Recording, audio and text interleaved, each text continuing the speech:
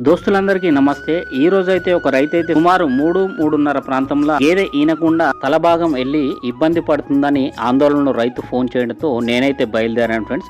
చూస్తున్నారు కదా, గేదె దగ్గరికి అయితే మనం వచ్చాము. తలభాగం అయితే వెళ్ళింది. చాలా బాధేసింది ఫ్రెండ్స్. కడుపులో దూడ చనిపోవడం వల్ల నాలుకే ఖర్చుకొని దూడైతే కడుపులో చనిపోయిందని నిర్ధారించడం జరిగింది. గేదె పొట్ట అయితే చాలా ఉబ్బి గేదె అయితే చాలా అవస్థ పడుతుండడం మీరు వీడియోలు చూడొచ్చు. వీడియో మాత్రం క్వాలిటీగా ఉండకపోవచ్చు ఫ్రెండ్స్, ఎందుకంటే మేము రాత్రి తీసాం కాబట్టి చూస్తున్నారు కదా, చుట్టూ చీకటే. తలభాగం అయితే కొద్దిగా కనబడుతుంది. కాళ్ళు మొత్తం లోపలికి ముడుచుకుపోయి అలకలు పడి దూడైతే లోపల చనిపోవడం జరిగింది. ఈ గేదెకు 3-4 రోజుల ముందు మెయ్య అనగా దూడ లోపట ఉండగా గర్భసంచి బయటి భాగం దూడను తీయడానికి మాకు 2 గంటల కంటే ఎక్కువనే సమయం పట్టింది. దూడనైతే ఇలా బయటికి తీయడం జరిగింది. దూడ చనిపోయిన తల్లి ప్రాణాలు కాపాడననే సంతోషం అయితే మిగిలింది. నాతో పాటు రైతు కూడా చాలా ఆనందపడ్డారండి.